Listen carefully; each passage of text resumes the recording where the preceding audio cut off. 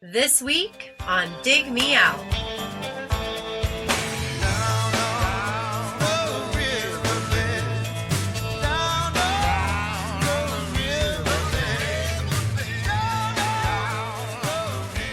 With your hosts, Jason Zia and Tim Minichi. Jay, we're back again with another episode thanks to our Dig Me Out Union on Patreon. You can help us make the next episode happen by joining us at digmeoutpodcast.com. Join the Dig Me Out Union to vote on albums, pick one to discuss with us on the show, get access to bonus episodes, and join our private Discord community. Privacy in the age of big tech and social media, isn't it nice to have a little private space where you can talk about? It's a little clubhouse. Yeah, it's a clubhouse for boys. No cooties allowed. That's not true. We allow everybody and their cooties to join us regardless. Maybe it's more like a cozy little local record shop. I'm going to diverge for one sec. I watched a very good documentary last night. It's called Norman's Rare Guitars. It's on Netflix. Mm-hmm.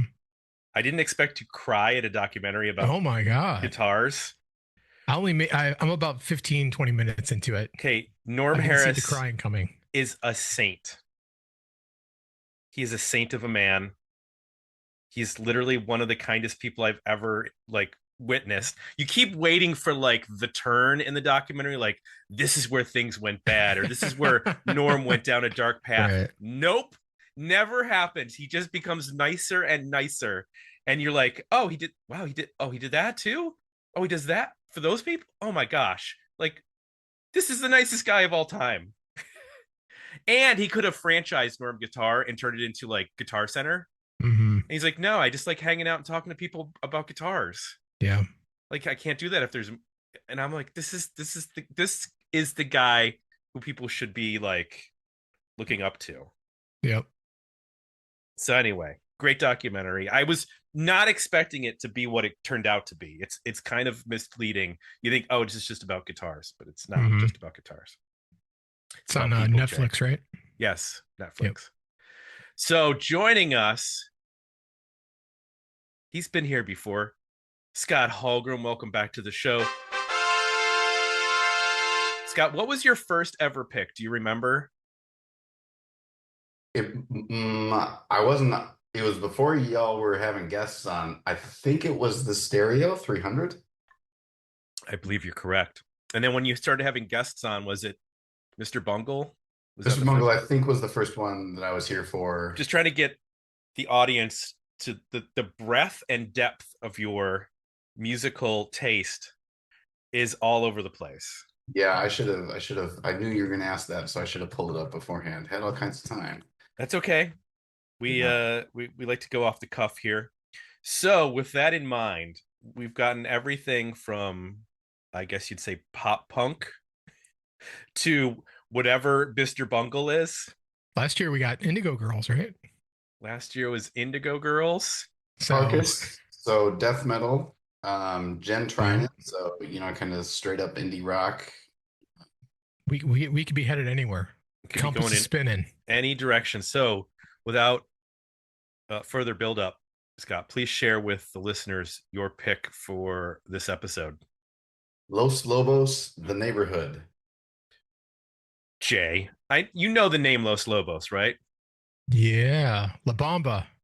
Right. So here's my question: had you ever listened to anything beyond the music for the soundtrack of La Bamba? No, they're one of those artists for me. There was La Bamba, but then I only knew they existed because they would always be nominated for Grammys. and playing the zoo. And playing the zoo?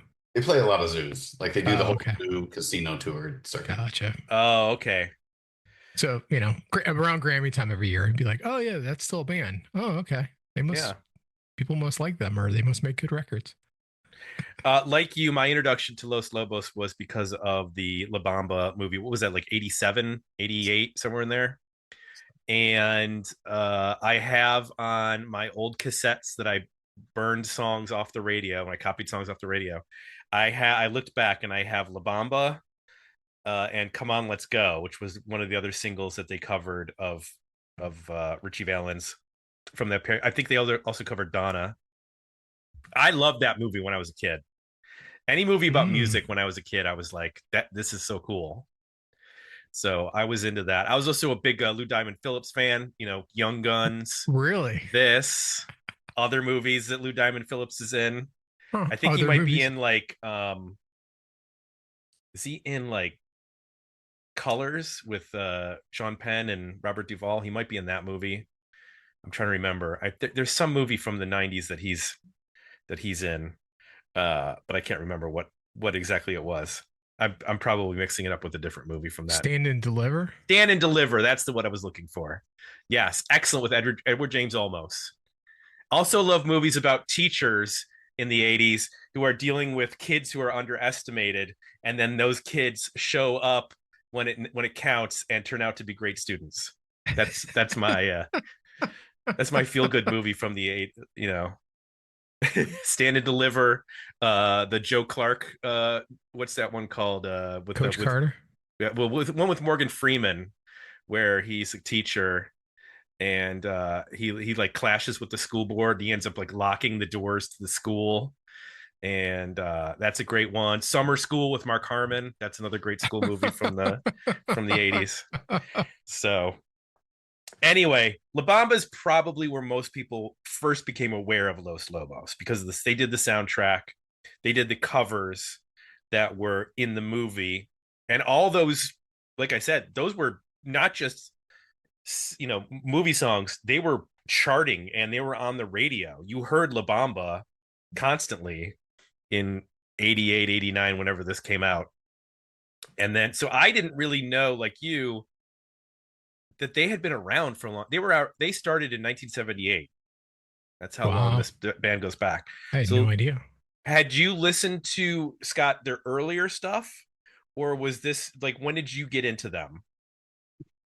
I'm looking at their discography, and I own about 6 of these albums, and I'm trying to figure out what made me first buy it. And I think it was like I had my first job out of college, and I was like, I'm going to buy every CD that I've ever thought I might like. Back in those days, we were like, whatever, $12, I'll give it a shot. So I don't actually know, but it was. I have the stretch of albums from like 1984 to roughly like 1996, 2002. I've got basically that whole stretch. So I don't know what got me into them, but this is right in the heart of kind of the stretch of albums I know. Got it. So like I got $100 in my pocket. I'm going to spend 90 of it on music. Yeah. Mm-hmm. Yeah. No, my now wife, then girlfriend, likes to tell a funny story about how one time I was in a record store and I was like, I had like 12 or 15 CDs and I was heading up to the cash register. And then as I walk by the cash register, I go, "Oh, Frank Zappa." And I pulled out like 10 more and like. Nice. So she found that attractive. Yeah. Those, man, who knows? God bless you. Each their own. A little history on Los Lobos so we can kind of set their career in perspective.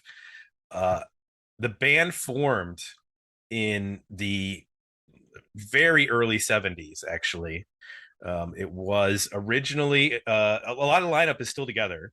So it's David Hidalgo, vocals, guitar, accordion, fiddle, and a 4 or 5 string instrument, which looks like a guitar, but it's called a requinto Joroco or Guitarra del Son. I'm not sure. My wife was probably laughing in the other room that I'm trying to pronounce this incorrectly here. But so he's been the frontman of the band the entire time. Louis Perez has been on drums, guitar, and another instrument I can't pronounce since 1973. Cesar Rosas has been on vocals, guitar, and banjo. Or no, not banjo. Bajo sexto, which is like a 12-string guitar since 73. Conrad Lozano, bass. Guitarone, which is like those big, deep acoustic guitars that are traditionally played in like a mariachi group. And then Steve Berlin joined in 1982 on keyboards. Now, there were other members at the very beginning, but they weren't in the band for very long. Like Richard Escalante was originally on bass. He was only in the band for a year at the very beginning. Francisco Gonzalez was on vocals and mandolin for a couple years, but this is all before they recorded. They finally got into the studio and recorded for a label called New Vista Production. It was recorded in 77, released in 78. It's called Los Lobos del Este de Los Angeles, or Just Another Band from East LA. And that is a combination of, I think a lot of it is them recording their own stuff, but then they also do some like covers of some other songs. And it was a couple years before the band released another album. They put out an EP in 83, but 84 was the next release, How Will the Wolf Survive? And that was released, their first one, released on Slash Warner Brothers, and that was produced by T-Bone Burnett. So then you get By the Light of the Moon, which released in 87, and which is the same year as the La Bamba soundtrack. And they had done tracks on other soundtracks. They were on the Eating Raoul soundtrack. They were on the Money Pit soundtrack. I did not. I guess, La Bamba's on that as well. They were on Paul Simon's Graceland. And the next year they're on, in 88, they have a song on the in the movie Colors, but it's not on the soundtrack. So they have been releasing albums pretty much every year. There's not a lot of breaks for this band. They put out most recently Native Sons, which was released in 2021. That was their, so they've got like 17 albums. Some of them, like they've done a Christmas album, they've done covers albums, and album. Pardon? They got a children's album, live albums, a lot of I mean, the amount of songs contributed to soundtracks is pretty epic.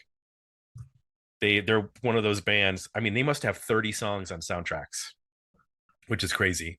And like I said, they're always touring too. And always touring. And it's crazy that they've essentially had the same band together for, now they've had some touring musicians, but they've had essentially the same band together since the 70s, which is kind of wild. Not a lot of bands can pull that off. And there's going to be a documentary released this year about the band. It includes people who were interviewed for the documentary include Tom Waits, Linda Ronstadt, Bonnie Raitt, Cheech Marin, Edwin James Olmos, a number of other people. And that's probably all we need to get into here in terms of, we don't need to go deep into all the records because we're going to be talking about the 1990 album, The Neighborhood, which is the follow-up to their 1988 record, La Pistola y el Corazón, which I think I pronounced that correctly. That was my best attempt, so I apologize if I was off with that. We should issue a blanket apology to the Spanish. We should just, yes, honestly, just apologies all around. I'm going to mess up a lot of stuff in terms of pronunciations. I'm going to make bad accent attempts, which I really don't mean to. And what are so you mentioned before we were talking, there's the album after this, I believe it's called Kiko. That they sort of take it in a different direction, I guess, a little bit. You can see, so yeah, like they have those, well, just another band from East LA. That's now considered their first album, but I don't ever remember that existing until a few years ago, which maybe just says something about my ignorance. But for the longest time, what was considered their first album was How Will the Wolf Survive in '84 and By the Light of the Moon. And those are great, fairly standard, Mexicano rock albums. Mm-hmm. And La Bamba comes out and they're like, whoa, we're famous. That's weird. So then they did La Pistola y el Corazón, and that was a rarity for them, a Spanish language album. Everything's in Spanish on there. A lot of traditional Mexican songs on there. And then here is where they kind of go back to the How the Wolf Survive and By the Light of the Moon, but they're also starting to take steps towards branching out their sound. And then that becomes a lot more fully fleshed by 1992's Kiko, which is what is generally considered just a landmark album and very highly regarded, and generally considered their best album and their breakthrough album. Let's get to some comments over at Patreon. We'll be sharing the poll results at the end of the show. But here's what some people had to say. Keith Miller said, so I'm only on my second time through, and I'm really liking this album. The vocals on Angel Dance are killer, and the whole album has a really nice vibe. Before this, I didn't know that Los Lobos released English language albums, but I'm glad I found out. Where the album? Jeff Gentis said, love their cover of Peace, Love, and Understanding from the prior album. Too much of this album sounds like a drug ad for moderate to severe rheumatoid arthritis. Did Steve Winwood guest on Angel Dance? And then Patrick Testa chimed in, said that's David Hidalgo. He's a similar voice to Steve Winwood, except David is much less mushmouth. I didn't think about Steve Winwood having a mushmouth, but I guess in some of the stuff, like Spencer Davis group, there's a little bit of a mushmouth. I mean, I back in the High Life again, I can understand what he's singing in that and roll with it. And what else? What are the other? I never thought about it, but I'm thinking about what his voice sounds like in my head, and I'm thinking of like "Give Me Some Lovin'," and I'm like, I kind of don't understand half the lyrics to that song, even though it's like one riff for the whole song. And Willie Dillon said it's not for me. So we got a wide range of a small amount, but a wide range of comments on The Neighborhood by Los Lobos. Jay, let's get into it. Tell me one thing that works for you on this record. I enjoyed the diversity of the instrumentation used here. Obviously, amazing musicians in the core band, and there's, you can tell there's a lot of guest musicians as well. And I think the variety they're bringing into, like, not always using the exact same format on every song in terms of like how they're building the sounds and the tones and the layers helps keep the album moving forward. You don't get locked in any one particular formula in terms of like, oh, it's two guitars, bass, and drums. I think that helps quite a bit. They do a lot of genre shifting, pivoting too. So, that along with some surprises, like, that gritty electric piano that starts off down by the riverbed. There's a couple tracks that bring in the violin fiddle sound, which kind of Emily and Be Still, which pulls you to the Southwest kind of aspect of the band. There's a range of drum sounds here that work surprisingly well. I tend to like, pretty consistent, creative direction for what the drums are going to sound like and how they're going to like create a space. But they varied up quite a bit, both in how they're played and what they sound like. And it works, I think, well. Emily, you can imagine that almost being like a Tom Petty type, rhythm and sound. But then I Walk Alone, you get this Bo Diddley kind of groove.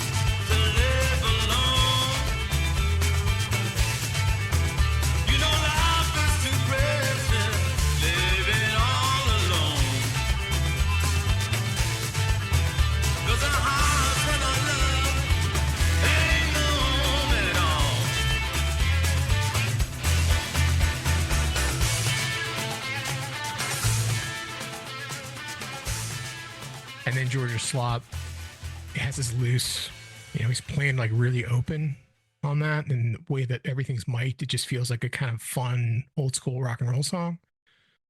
And then the Giving Tree, it's this almost waltz feel with really cool fills in it. So you kind of get more of a technical, not straight 4/4 thing going on there. Then you get some saxophone dropped in, which I think they use a baritone sax really effectively on this album. So give it this kind of like weight under some of the guitar and drum stuff. There's some accordion that pops in that's kind of cool and different. That instrument, the way that it kind of lags a little bit, and then they use it to like either accent the guitars or like offset the drums. Some cool guitar tones. There's just a tone in I Walk Alone that at first I didn't even realize it was a guitar. It is so like over the top distorted that it sounds like a percussion instrument, but it's actually like one of the pan guitars. And it took me a couple plays to like realize like, oh shit, that's a guitar. And like that's like, but the fuzz all the way up to 10 and like compressed in the way he's playing. It's really kind of a clever use of effects.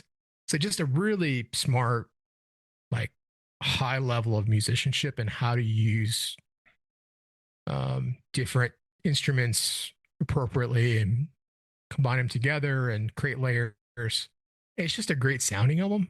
Whenever we go into a review for an album that came out in 90 or 91, I'm a little scared that we're going to get over the top reverb, kind of tinny production, overproduction. But this doesn't sound like what I would expect in 1990, straightforward commercial rock album to sound like.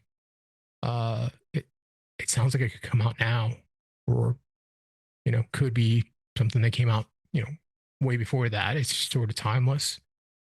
So that's what worked for me. This diversity of layers and different instrumentation and the performance, and then just top-notch production. How about you, Tim?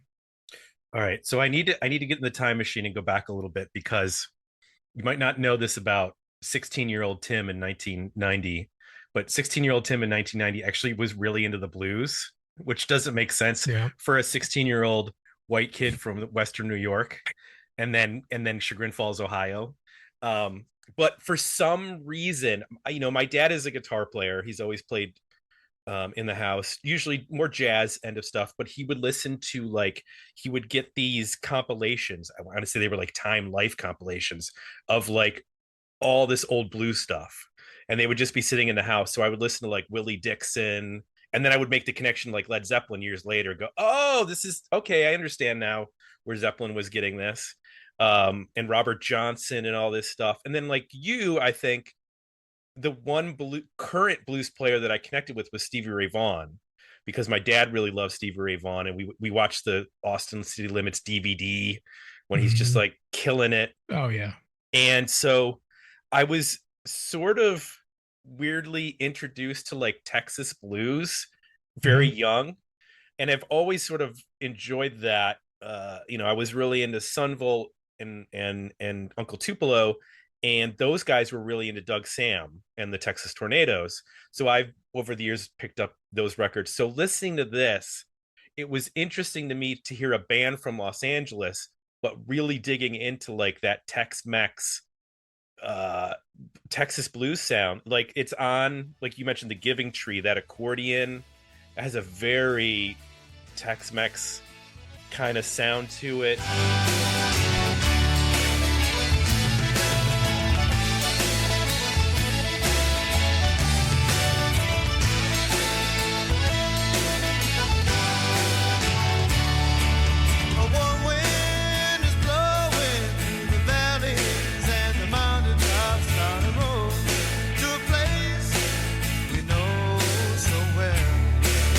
Children are running with ribbons, and the baby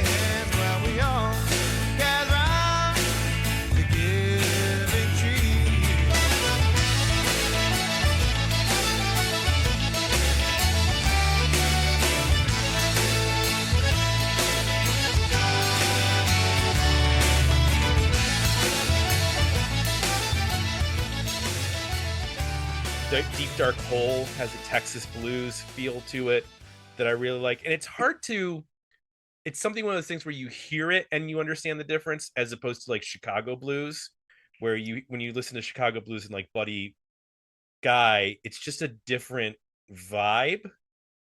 It has a that Southwest flavor where it almost has like a Zydeco influence with some of the sounds, and it gets into the New Orleans and Louisiana sound, but not quite all the way there, because then there you almost start dipping into like the jazz again, and this is still more bluesy.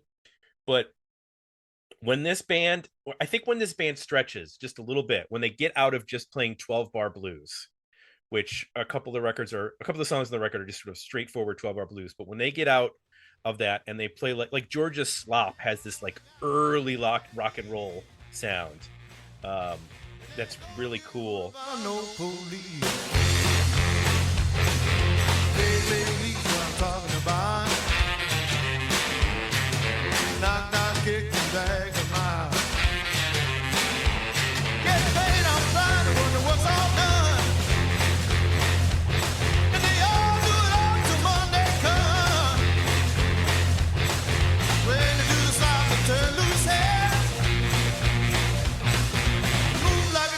Scratching in the sand, shuffle your feet and spin like a top. Shake, shake, shake the Georgia slide. Whoa, man!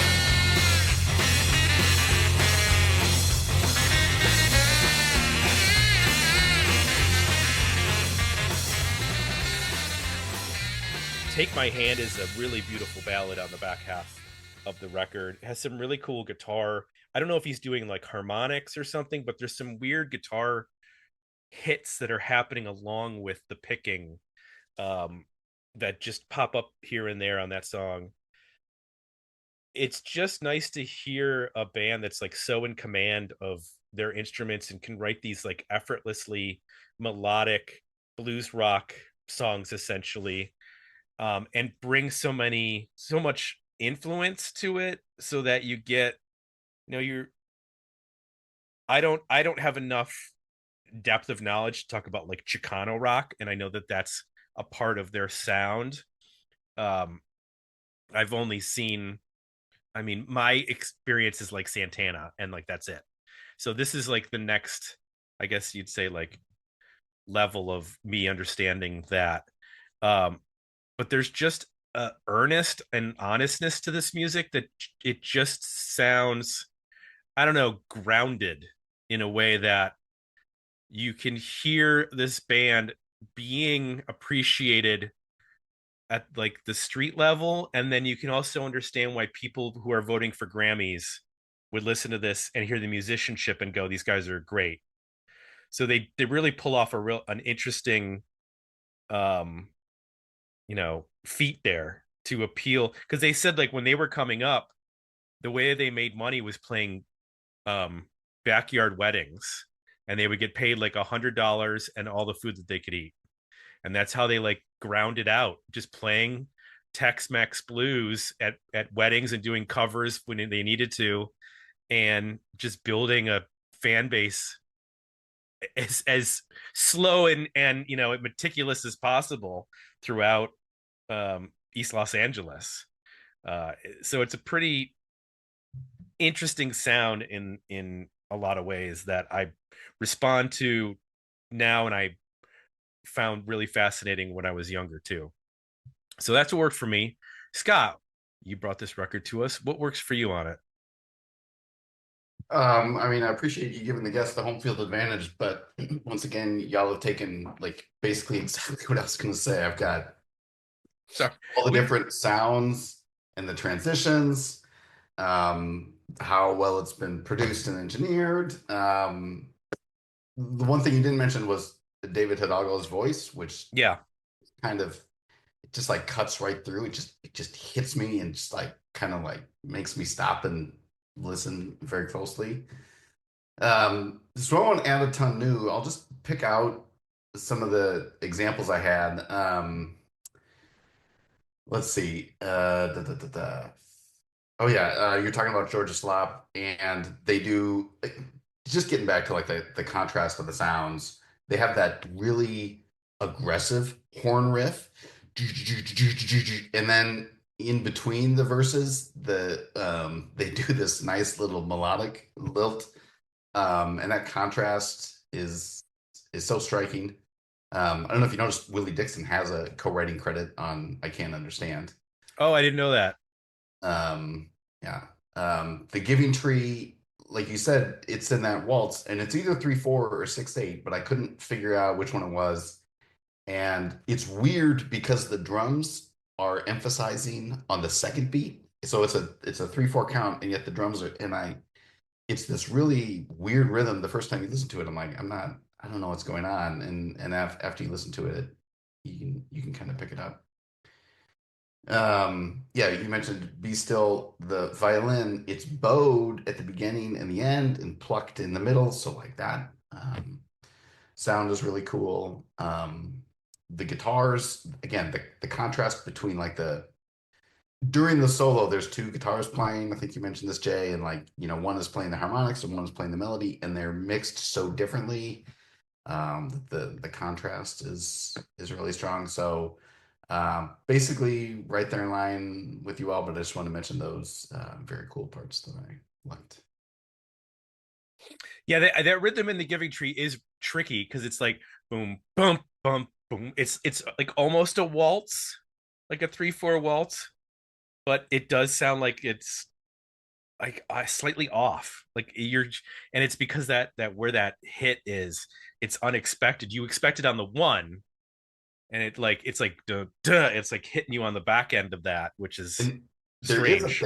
there is a bass drum on one, but it's mixed really low, and then that snare or some other drum sound on two that's really emphasized in the mix. And so exactly what you're saying. Yeah. Um, Georgia Slop is actually a cover. I should have mentioned that. It's by Jimmy McCracklin, who was a West Coast blues player. And you're right. I didn't realize that Willie Dixon has a co-write. I wonder if they used some of his lyrics because the guitar player, vocalist Cesar Rosas has the other credit. So maybe the like some lyrics or Um, something, a melody is in there from one of Willie Dixon's songs, but that doesn't surprise me at all. I mean, that Uh, sounded like such a Chicago blues riff. I was wondering, and I have nothing to base this on, if actually Willie Dixon might have played on that song, but they couldn't list him because they couldn't get permission or something like that. I don't know. That's a good question. He had bad health towards the end of his life, and he died in '92. Yeah. So it's. I wonder if he would have even been able to play, based on his declining health.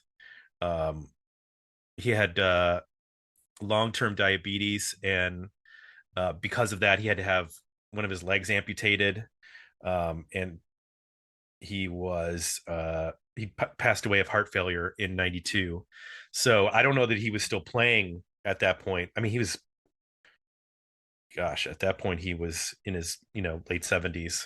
So that might have been past his playing point, but it's a cool song. And just it is a nice combination where this, like Jay, you said, sometimes the production of these albums at the end of the '90s can be a little iffy, and this seems to straddle the line of being like, it's very clear. It doesn't sound, I wouldn't say it sounds dated, but it doesn't sound particularly modern, but it sounds like it has like it sounds sort of the time, but not. It's weird. I don't know how to describe it, but it's in between, like for Yeah. me. Yeah. But it Um, doesn't have like the big echoey reverb and right.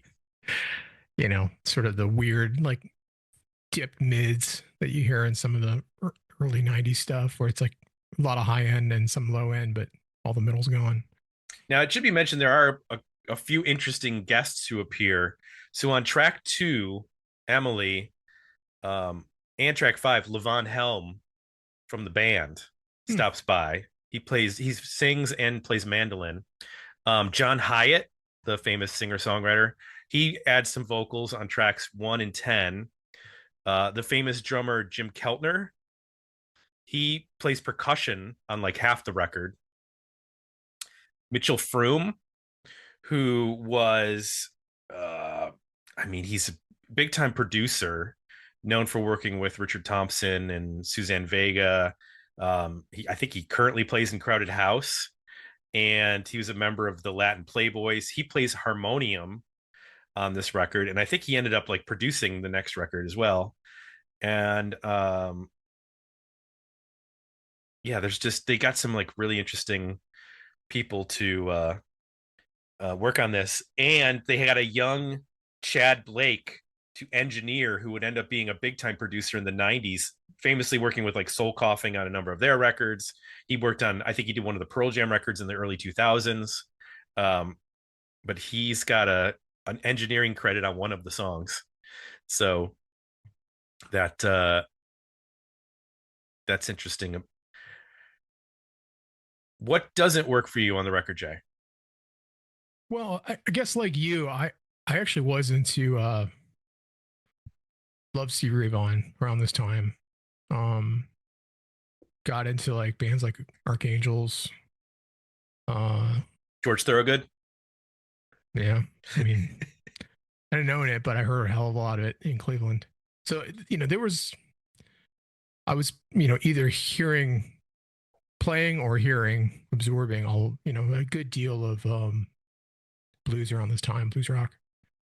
So I like, in general, there's that style. I do find though that while musically I like what's going on and just about everything here, when the lyric sort of vocal melody pattern adheres to the 12-bar blues formula, it's just too predictable for me. Mm-hmm. So down in the riverbed, sort of that repeating of the line 3 times technique. I walk alone, deep dark hole, I can't understand, Jenny's got a pony, just so traditional in how they're approaching the lyric and the melody. Mm-hmm. It loses me. I stay engaged just by, I have to kind of just force my brain to not listen to that. Not, and the vocal's fine, but like not engage as much on the lead vocal and more on what the band's doing. It's just not, I just need more risk. I need a little bit more.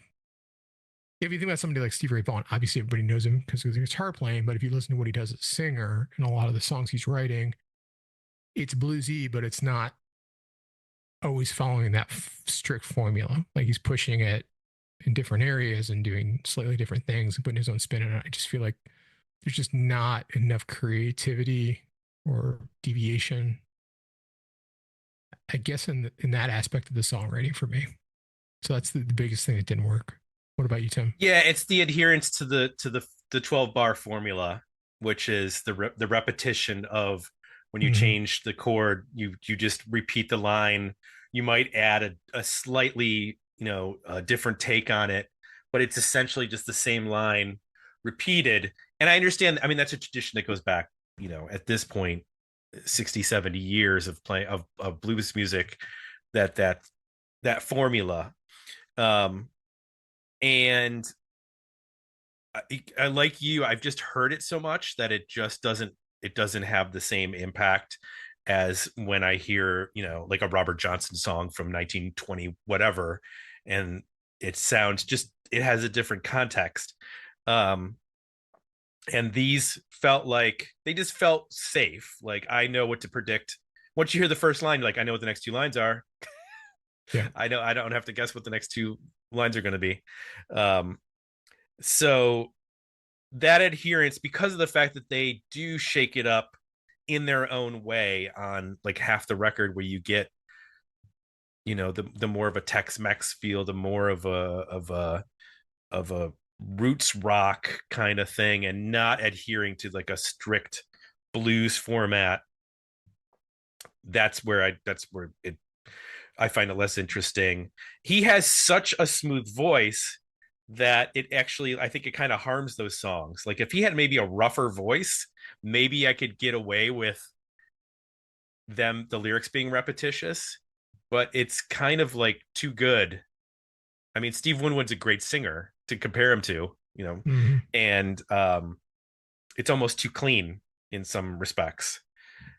Fun fact: David Hidalgo's son is the drummer for Social Distortion, and I think that's correct. Yeah, and his I think he has two kids. One of them is the drummer for Social Distortion, and I think the other one, yeah, his son David Jr. is the drummer for Social Distortion, and his other son Vincent has played bass for Mariachi El Bronx.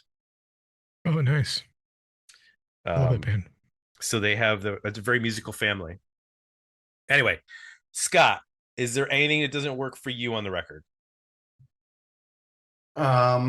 Yeah, well, yes. But first, I've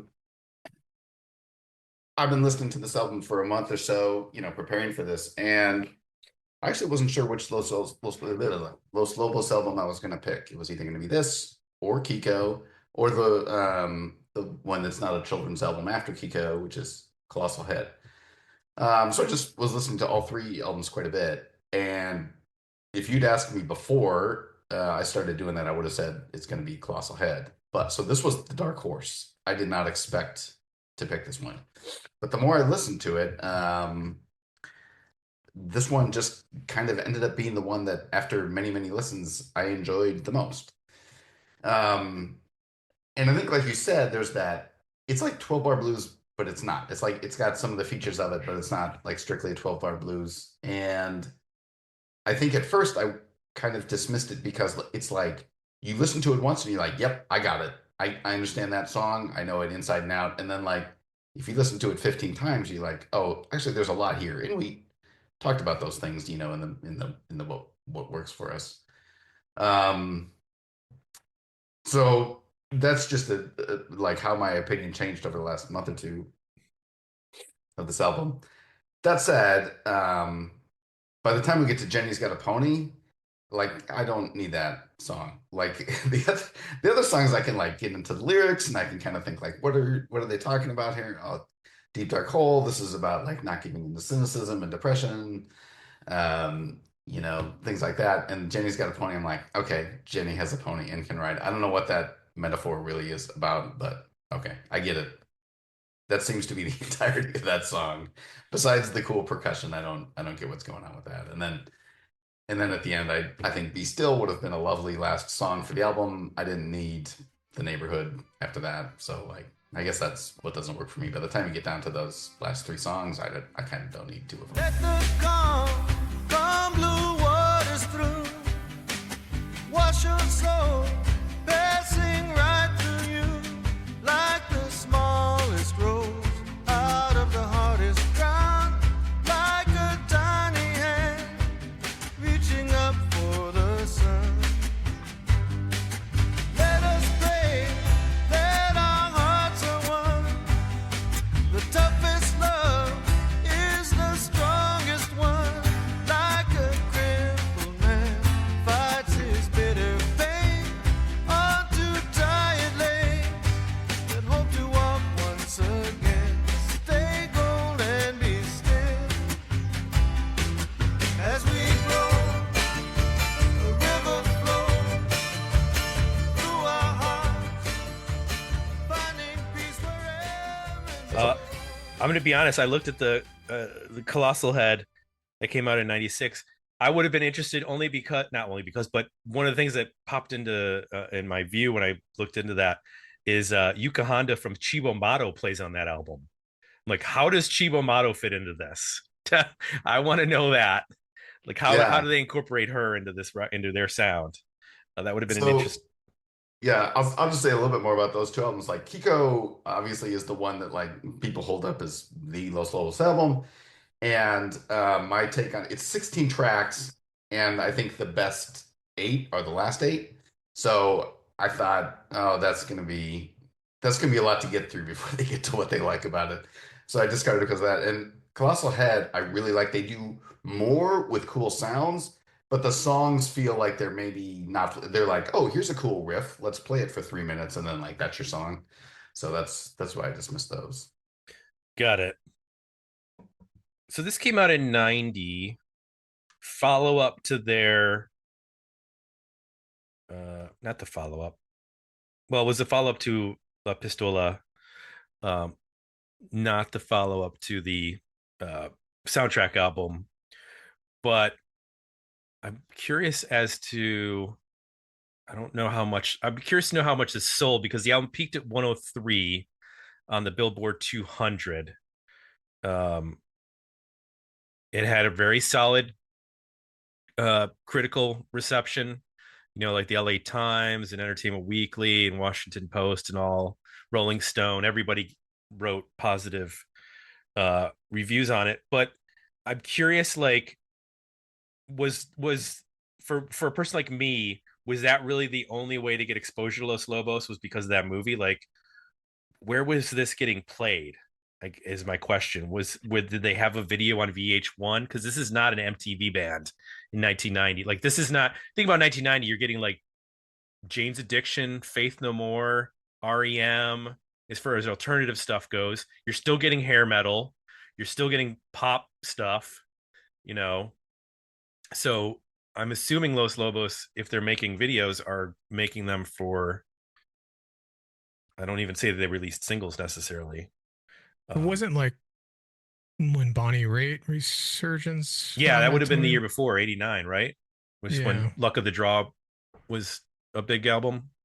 Eric Clapton was still around. I felt like, it was a pretty strong, like, I guess we call adult rock kind Yeah. of thing going on in the early 90s before youth takes over and fully in the couple years later in the decade. And a lot of those artists get, become more classic to touring artists, but are not as relevant on radio. Yeah. So I can see them fitting in that crowd.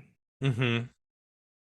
That's what's interesting about this band is like they've been, a fairly big name, like you say, for Grammys and stuff like that, and yet haven't quite permeated at least the popular culture that we wade in. Right. Another thing that is appealing to me is like they like strongly identify as like a Los Angeles band because they are, like, to be clear. But the interesting thing is that, I mean, I'll speak for myself and I'll guess that this probably applies to you two and some other listeners. Like, when I think of Los Angeles, when most people I think of Los Angeles, think glitzy Hollywood, movies, stuff like that. And yet, I live in San Diego, so I go to Los Angeles from time to time, and there's obviously this giant, Mexicano, Chicano, Latino population there that is a huge part of the culture that doesn't kind of like permeate out. And I think Los Lobos has kind of, like, I mean, obviously they're just of that. So like to say they wrapped their arms around it is one thing, but it's this very, the numbers are there, so it's big enough even without breaking into the kind of what the three of us might call popular culture. Yeah. What's interesting is their sound, though, is so, to me, at least this record is, it feels all encompassing of the Southwest.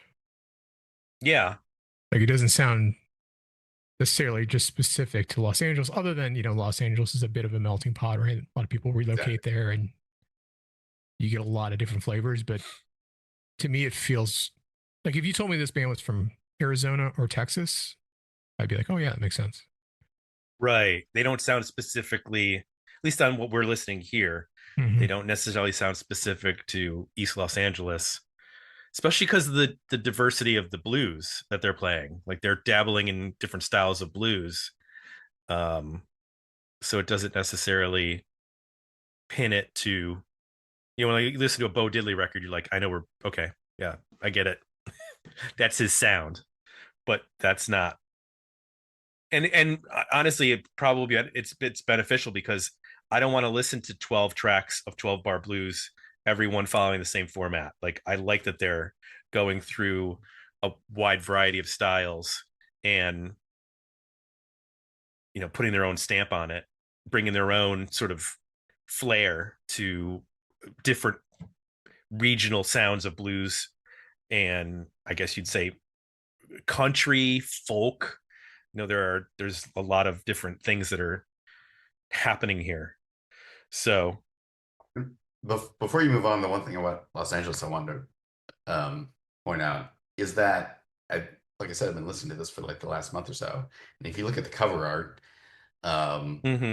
looks like the damn city's on fire. Oh yeah. To me, it does. It certainly a month ago, it was on my mind. As we were packing up our go bag in our van.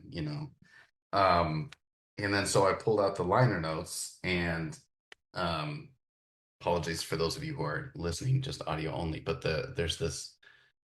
Actually, the same artist has a picture of a house on fire. Oh wow! On the inside of the CD liner notes. So then I looked up that artist. He died shortly after this album came out of AIDS-related complications. He's got the first Google hit was an LA Times article about how like his art has been rediscovered. I found it interesting. Anyway, that's I'll never see this album cover again without thinking that Los Angeles is on fire. Yeah, that is interesting coincidence. Well, let's get to our overall ratings for this album. Were the album better EP or decent single? We'll share poll results in a moment. Jay, where do you land? I'm going to land at a better EP. I go with the stuff that's, stepping a little bit outside of the predictable blues patterns with Emily, Angel Dance, Georgia Slop. It kind of gets to that early rock and roll feel. They do well, even though it's a cover. The Giving Tree, Be Still, In the Neighborhood. I think those give you enough deviation that kind of get what the band is, and it keeps things moving and kind of more unique than some of the other material does. Where are you at, Tim? Also at an EP, 6 songs. I Walk Alone, Angel Dance, Deep Dark Hole, Georgia Slop, The Giving Tree, and Take My Hand. And those are like my favorites. There are a couple other ones that are, I would say, like when I highlight, I go green, yellow, red. There's nothing red on here. It's just green and yellow. So if any of those yellows, showed up on with the rest of them, I wouldn't necessarily be like, oh, that sucks. It's just a matter of my favorites on the record. So it's almost half the record, which that's not a bad EP. Scott, how about you? Well, I'm at a better album. One of the ones that's yellow on your list is probably Little John of God, which I liked a lot more once I dug into it, and I found out that it's dedicated to a school for a Catholic school for special children in New Jersey. And once I knew that, the lyrics meant more to me. Appreciated that. But the only two I think that I don't even know if I'd call these red, but I think I would enjoy this listen more if Jenny's Got a Pony in the Neighborhood weren't on there. Or maybe the Neighborhood could just be in a different place. I don't know. Be Still needs to end the album, in my opinion. But, so better album. Maybe cut those 2 tracks. Well, our our Patreon voters, they went differently. They went 40% worthy album, 0 better EP, and 60% decent single. So this was a hotly divisive record when you look at how that breaks down. Almost a 50-50 split between I love the record and I don't want to listen to this, which does not happen a lot. You brought something that split the community right down the middle. It'll never be the same. No, this is like round earth, flat earth. How are they ever going to get along again? I broke the community. Sorry. You did break the community. Well, I'm glad you brought it to us. Los Lobos is one of those bands, like Jason, it's like they've always been around, but I've never really dug into them. So I'm glad that we did, because now I know why they won all those Grammys over the years, or at least were nominated for things. So thank you for bringing this to us and adding to your very diverse catalog of records that have come from your picks over the years. Yeah, I didn't try. It just ended up that way. It's just everybody's got their thing. Some people have a like they stick to a particular sound. Yours is to always throw us a curveball. Or actually more of a knuckle. You're like the Tim Wakefield, where the weird knuckleball just kind of comes in, and we're like, "What is that? It's just floating. It's coming at us." I have no idea where that is. By all accounts, Tim Wakefield is actually a very, very nice person. So I will take that. Okay. Well, the rare professional athlete who is just a very kind-hearted person. I would imagine he'd have to be, or else he'd have to be super nice or super bitter about how people make fun of the knuckleball. That's one of the two options.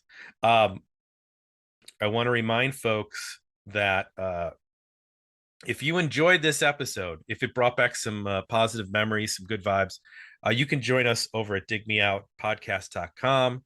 We have over 800 episodes for free in our archive. We have history of the band posts.